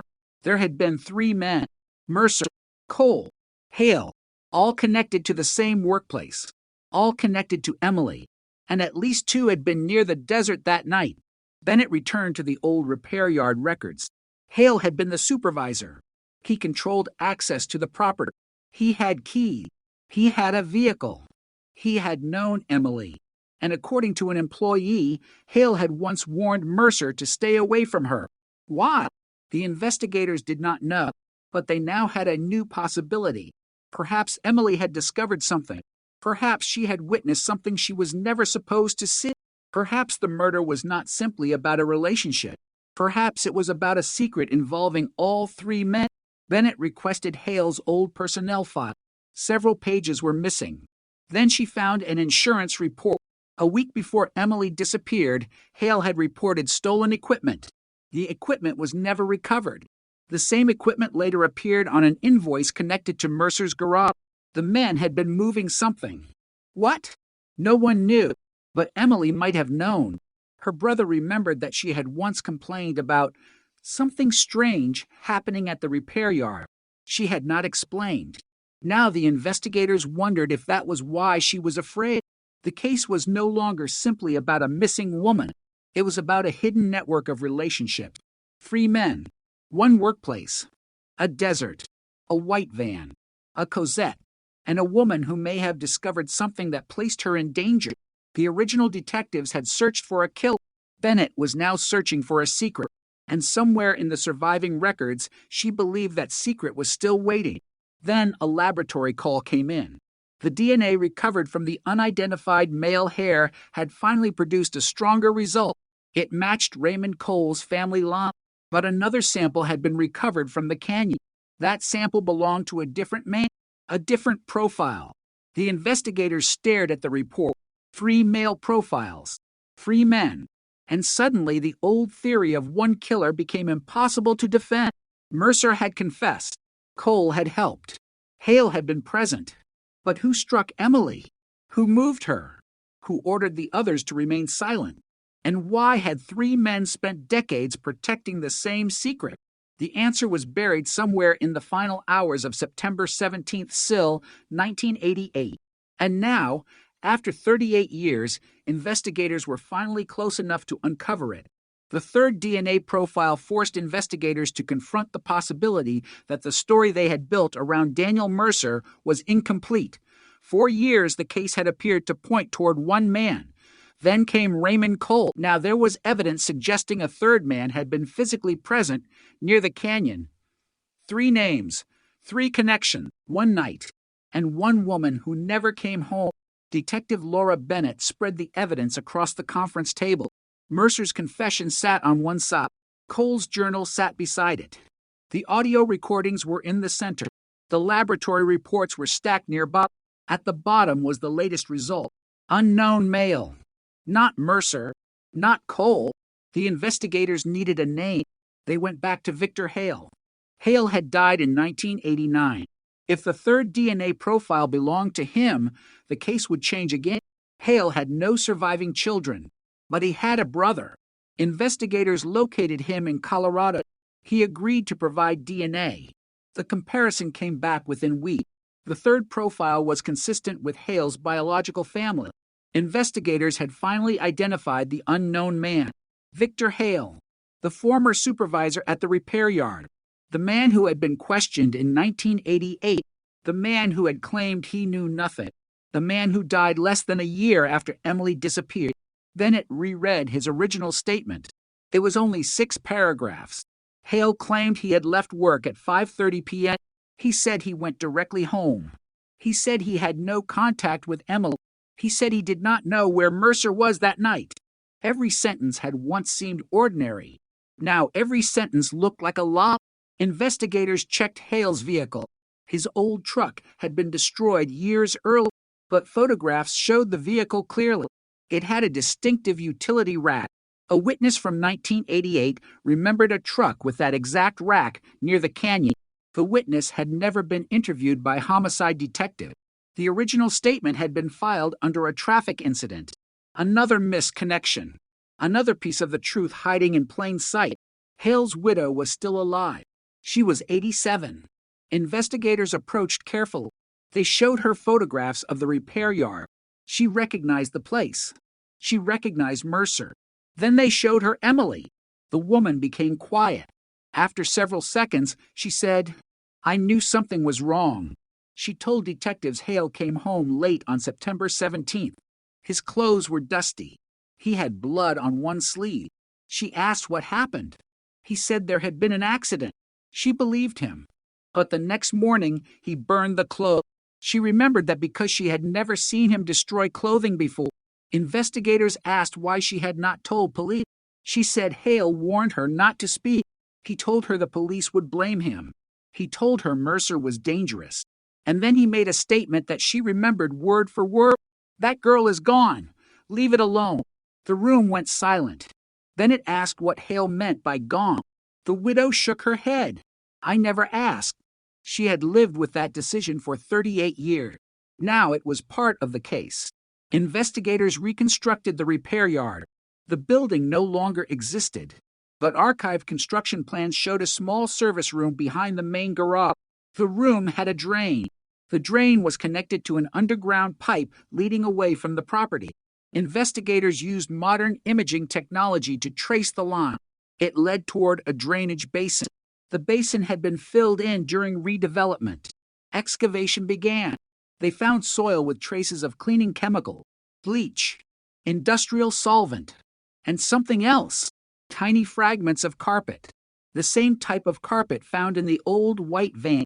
The van itself had been destroyed in 1992, but photographs showed the interior. Investigators compared the carpet pattern. It matched. The evidence suggested Emily had been inside the repair yard before being moved, but the investigators now believed she had not died there. Her remains had been found elsewhere. So what happened inside the building? The audio tape provided a clue. Specialists enhanced another section. The background contained a repeated mechanical sound, a pump. Investigators compared it with equipment installed at the repair yard. One machine fit the pattern, a large industrial compressor. The compressor had been used on the night Emily disappeared. That fact appeared in an old maintenance log. The machine had been activated at 9:13 p.m. The repair yard was supposedly closed. No work was scheduled. Yet the compressor ran for 47 minutes. Bennett calculated the timeline. Emily left the diner at 6:42. Mercer's truck was near the desert around 8:20. The compressor ran at 9:13. The white van was seen near the roadside station around midnight. The van later appeared near the canyon. The timeline was beginning to make sense, but the investigators still needed the missing middle. What happened between 8:20 and midnight? A former employee provided the answer. His name was Robert Gain. He had worked at the repair yard for only 6 months. He remembered Mercer calling him on September 17th. Gaines, said Mercer, asked him to come to the property. He refused. Then Mercer asked him to bring a vehicle. Gaines again refused. He remembered Mercer sounding angry. He also remembered hearing another voice in the background. "Hale." Gaines said Hale told Mercer to calm down. Then the call ended. Gaines had forgotten about it until investigators showed him the original telephone records. The call had been logged. The time was 8:47 p.m. The repair yard phone had contacted Gaines's home. That meant Mercer and Hale were together. It also placed both men at the repair yard after Emily disappeared. The investigation now focused on the 3 men: Mercer, Cole, Hale. They had all worked together. They had all been connected to the repair yard, and all 3 were connected to the night Emily vanished. The question became motive. Why would Hale become involved? Why would Cole help? Why would Mercer risk everything? The answer came from a box of financial documents. Investigators discovered an illegal scheme involving stolen vehicles. The repair yard had been used to alter identification numbers and sell vehicles under false documentation. Mercer handled mechanical work. Cole transported vehicles. Hale managed the paperwork. Emily had discovered part of it. A friend told investigators that Emily had once seen a vehicle being dismantled at the yard. She had asked questions. Mercer became angry. Hale warned her to stay away. Emily had threatened to report the operation. Suddenly, the motive changed. The case was not just personal. It involved fear of exposure. The investigators believed Emily had become a liability. She knew too much. And on September 17, 1988, Mercer confronted her. The confrontation escalated. Hale became involved. Cole was called. Emily was taken to the repair yard. The three men faced a decision. According to the prosecution's theory, they could not risk Emily going to police. She had to be silenced. The theory explained why the men had worked together. It explained the cleanup. It explained the white van. It explained the desert. And it explained the silence. But there was still a problem. Mercer's confession described a different motive. He said he attacked Emily during an argument. He never mentioned stolen vehicles. Was he protecting the others? Was he protecting himself? Or was the entire confession incomplete? Investigators asked Mercer about the illegal operation. His attorney immediately objected. Mercer refused to answer. The prosecution believed they had found the reason for the silence, but they needed proof that Emily actually knew about the scheme. They searched her belongings again. A notebook was discovered among her personal effects. It contained numbers, vehicle identification number, dates, names. Several entries matched vehicles connected to the repair yard. One page contained 3 initials: DM, RC, VH, Mercer, Cole, Hale. The initials appeared beside a single phrase. Why? That notebook became one of the most important pieces of evidence in the investigation. Emily had been documenting something. She had been watching. She had been trying to understand, and she may have realized the danger. Another page contained a phone number. It belonged to a police detective. The detective had died years earlier, but investigators found an archived voicemail transcript. Emily had apparently intended to contact him. She never did. Her notes showed that she was preparing to report the repair yard. The motive was becoming clear. The men feared exposure. But who made the final decision? Investigators returned to Cole's journal. The torn pages had always bothered Bennett. She requested forensic analysis of the remaining paper. The laboratory recovered impressions. Writing from the missing pages had left pressure marks on the sheet beneath. Using specialized imaging, technicians reconstructed portions of the text. The recovered words were fragmented, but one sentence was readable. Hale says Mercer will handle it. Another fragment read, "She knows about the cars." Then, "Nobody talks." The evidence was explosive. Hale knew. Cole knew. Mercer was expected to handle it. The investigators now believed the murder had been connected to the stolen vehicle operation. But one question remained. Was Emily alive when she reached the canyon? The forensic evidence suggested she was.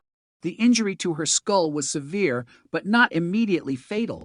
A second injury was discovered during modern examination. A small fracture in the ribs. The pattern was consistent with restraint. Emily may have been alive when she was transported. She may have been conscious. She may have understood that she was being taken somewhere. The thought was unbearable. Investigators reconstructed the final journey. The white van left the repair yard after midnight. Mercer drove. Cole was inside. Hale may have followed in his truck. The van traveled east. The canyon was reached. There, investigators believe, Emily was removed from the vehicle. The generator was used. The men may have intended to conceal evidence, but something went wrong. The confrontation continued. The canyon became the scene of another violent event. Then the men left. Emily's body was moved again, and eventually she was buried in the desert. The theory was horrifying, but it still lacked the final moment, the final act, the moment Emily died. That answer might have been contained in another forgotten piece of evidence, a photograph taken from a distance. At approximately 1:30 a.m., the photographer was a truck driver who had stopped on the highway. He had taken the image because he thought he saw headlights in the canyon. The photograph had never been connected to Emily, but when investigators enlarged it, they saw 3 vehicles: a dark pickup, a white van, and another truck. 3 vehicles, 3 men, 1 night. Bennett stared at the photograph. The image was blurry, but the vehicles were unmistakable. The third truck belonged to Victor Hale. And then, in the corner of the photograph, investigators saw something else, a human figure, standing beside the van. The image could not show the person's face, but the figure appeared to be wearing a light-colored jacket. Emily's jacket had been light-colored. If the figure was Emily, then she may have still been alive at 1:30 in the morning. The implications were terrifying. The investigators returned to the forensic evidence: the old jacket, the button, the shoe, the blood, the fracture, the timeline. Everything suggested Emily had survived longer than anyone originally believed. Then the laboratory produced one final result. A tiny blood sample recovered from the generator casing was not merely consistent with Emily, it contained a genetic profile strongly associated with her. The generator had been physically involved in the events surrounding her death. The investigators finally understood why Mercer had rented it, but they still did not know exactly what happened. Then Bennett noticed something. The generator's damaged casing had a dent, a deep circular impact. The shape matched the head of a metal tool recovered from the canyon. The tool was a heavy wrench. It had traces of Emily's DNA. The forensic conclusion was devastating. The wrench had likely been used against her. Mercer's confession suddenly became incomplete. He had admitted striking Emily, but perhaps the final blow had come later. Perhaps another man had done it. The investigation was no longer simply about whether Mercer killed Emily. It was about who delivered the fatal injury. The answer would determine the entire prosecution, and with Mercer facing trial, Bennett knew there was no time left to waste. She returned to the interview room. She placed the photograph of the 3 vehicles in front of Mercer. He stared at it. For the first time, his confidence disappeared. The detective pointed to the white van, then the pickup, then the 3rd vehicle. Who was there? Mercer remained silent. Bennett waited. Finally, Mercer looked at the photograph and whispered one name: Hale. Then he looked away, but he did not mention Cole. He did not explain the canyon. He did not explain the generator. And he did not explain why Emily had still been alive after midnight. The silence returned. But now the investigators knew something important. Mercer had finally admitted that Hale was there. The 3 men were connected. The timeline was nearly complete. And the final question was no longer who had been involved. It was who had made the decision that Emily Harper would never return home. The name Mercer whispered in the interview room changed the direction of the case again. Hale. Victor Hale had been dead for 37 years. He could never be arrested. He could never be questioned. He could never contradict the evidence. And that made him both the most dangerous possibility and the most convenient explanation. Mercer could blame a dead man. Investigators knew that. They also knew Mercer had spent decades changing his story. So Bennett asked the same question again. Who else was there? Mercer looked at the table. No answer. Daniel, who else was there? He finally whispered another name. Raymond. Cole. Now all 3 men were placed together. Mercer, Cole, Hale. But Mercer still refused to say who had struck Emily. He claimed he had hit her once. He said Hale became angry. He said Cole was supposed to help move her. Then his story stopped. Bennett asked whether Emily was alive when they left the repair yard.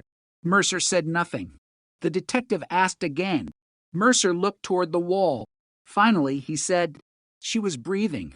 The room went silent. That sentence changed everything. For decades, investigators had believed Emily may have died shortly after the initial attack. Now Mercer was admitting she had survived. The question was, how long? The prosecution brought in forensic specialists. They reviewed the injuries, the skull fracture, the rib fractures, the evidence from the generator, the blood found near the canyon. The medical examiner concluded that Emily could have remained alive for hours after the first injury. The final cause of death could not be established with absolute certainty, but the evidence suggested she died sometime after midnight. That meant she had survived the first attack.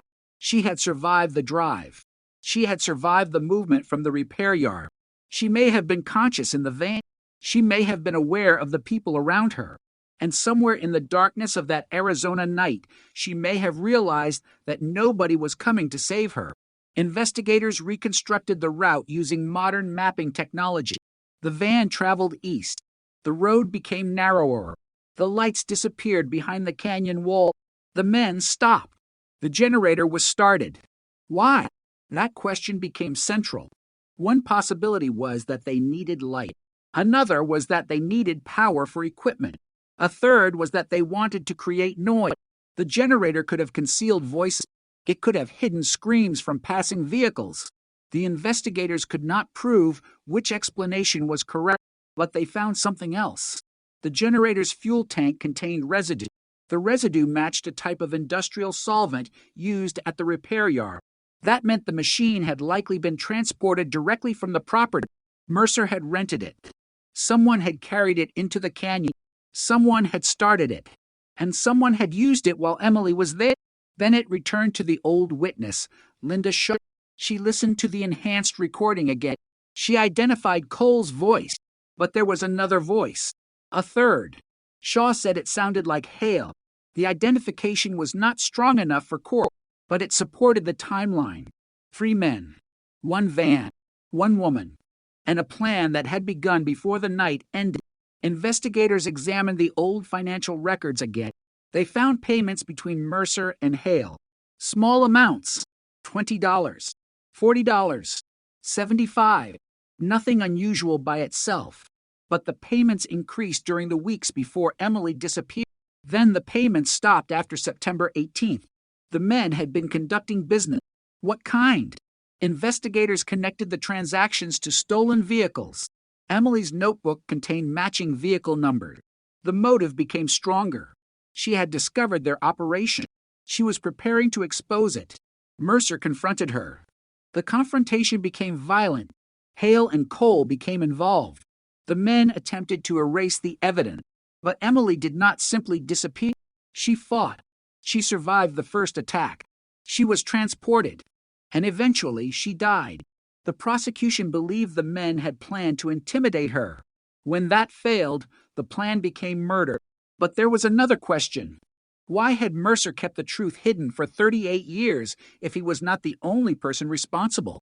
The answer appeared in another section of the confession. Mercer said Hale threatened him. He said Hale told him that if anyone talked, they would all go down. Mercer claimed Hale had been the leader. Cole had followed. Mercer had obeyed. But investigators did not fully believe him. They compared Mercer's statements with Cole's journal. Cole had written that Hale says Mercer will handle it. That suggested Mercer was not simply following Hale. He had been expected to act. The men may have shared responsibility. The case was becoming a story of fear, greed, and silence. Emily knew about the stolen vehicles. The men knew she knew. She was young. They were older. They believed they controlled the situation. Then everything went wrong. The investigators returned to Emily's notebook. Several vehicle identification numbers had been circled. One belonged to a truck that had been reported stolen in another state. Another belonged to a vehicle that had disappeared from a dealership. A third was connected to a man who had died in an apparent accident. The repair yard had been part of something much larger. Emily had discovered it accidentally. The more investigators uncovered, the more disturbing the motive became. She was not killed because of one argument. She may have been killed because she was a witness who could expose an operation. The prosecution prepared to argue that Mercer, Cole, and Hale had acted together, but the defense attacked the theory. They argued that Cole and Hale were dead. They argued that Mercer could not be convicted for the actions of others. They argued that the evidence was too old. They questioned the reliability of witnesses whose memories had survived nearly 40 years, and they focused heavily on one fact. Emily's exact cause of death could not be established with absolute certainty. The defense argued that the evidence did not prove Mercer caused the fatal injury. The prosecution responded with a confession. Mercer admitted striking Emily. He admitted moving her. He admitted being present. He admitted knowing she was alive. And he admitted helping conceal her. Even without identifying the final blow, prosecutors argued Mercer was responsible for the chain of events that led to her death. The legal theory was complicated. The emotional reality was simple. Emily had been alive. Mercer knew it, and he did not save her. The trial began months later. The courtroom was packed. Reporters filled the benches. People who remembered Emily as a young woman came to watch. Some had waited decades. Others had only recently learned her name. The prosecution opened with the photograph. Not the desert. Not the remains. Emily smiling. The prosecutor told the jury to remember that photograph. Before she became a case, he said, she was a person. The courtroom became silent. Then the evidence began. The first witness described the diner. The second described the blue sedan. The third described the white van. Then came the old waitress. She described Mercer watching Emily. She described the argument. She described the fear on Emily's face. Then the prosecution presented the telephone record. 6:31 p.m. The call from Mercer's workplace. Mercer had denied it. The record contradicted him. Next came the repair yard employee. He described the argument. He remembered Emily asking questions. He remembered Hale warning Mercer. Then came the forensic evidence. The blood, the DNA, the generator, the wrench, the photograph, the canyon. Each piece added weight. Then the prosecution played the cassette. Mercer's voice filled the courtroom. The recording was imperfect. Static covered portions. But one sentence was audible. Nobody will find you. The jury listened. Then came Mercer's interview. His own voice. His own admission. She was breathing. The room became completely silent. Emily's family members cried. The judge allowed a brief recess. When the trial resumed, the prosecution presented the final piece, Cole's journal. The recovered word. She knows about the cars. And nobody talks.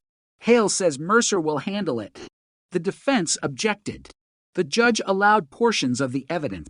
The jury now had a picture. 3 men. A stolen vehicle operation. A young woman who discovered it. A confrontation. A violent attack. A journey into the desert. A final attempt to conceal the truth. But there was one final surprise. A new witness came forward during the trial. His name was Frank Morales. He had been a truck driver in 1988. He had never been part of the investigation. He had never spoken publicly. But he saw the vehicles near the canyon. He remembered stopping briefly because his truck overheated. He saw 3 men. He saw a woman. And he saw something that investigators had never known.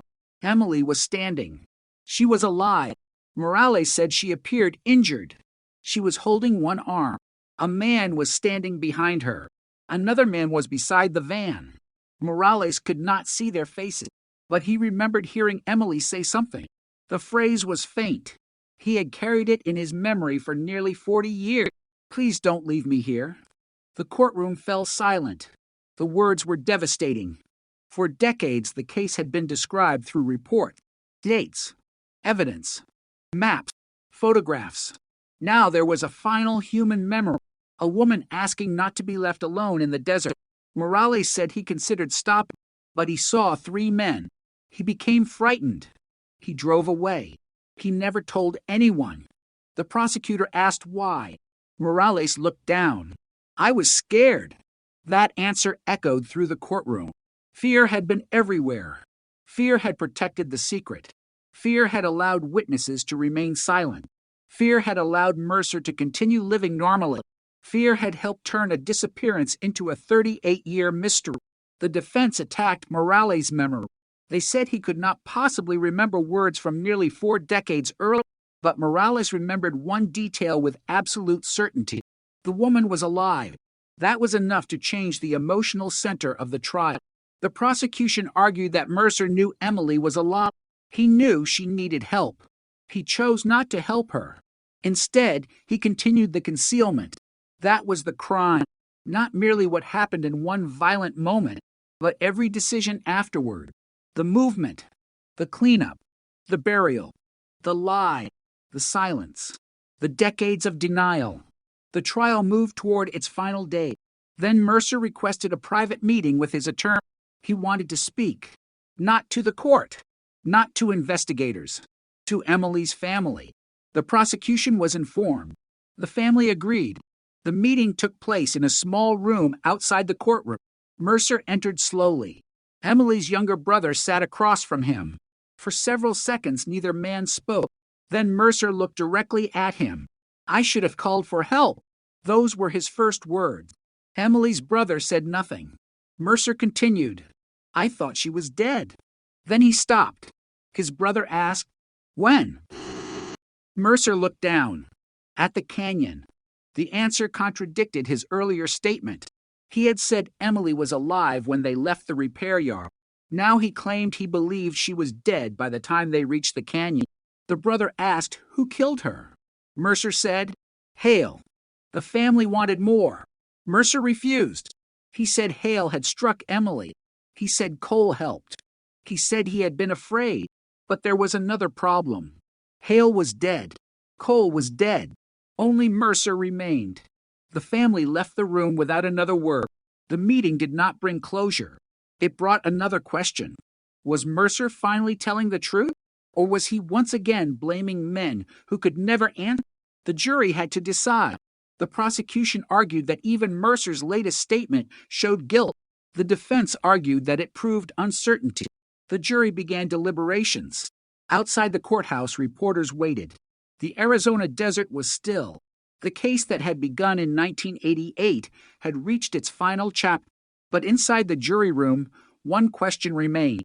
Was the evidence strong enough to prove Mercer responsible beyond a reasonable doubt? The answer would determine whether 38 years of investigation ended in justice or another unanswered question. Hours passed.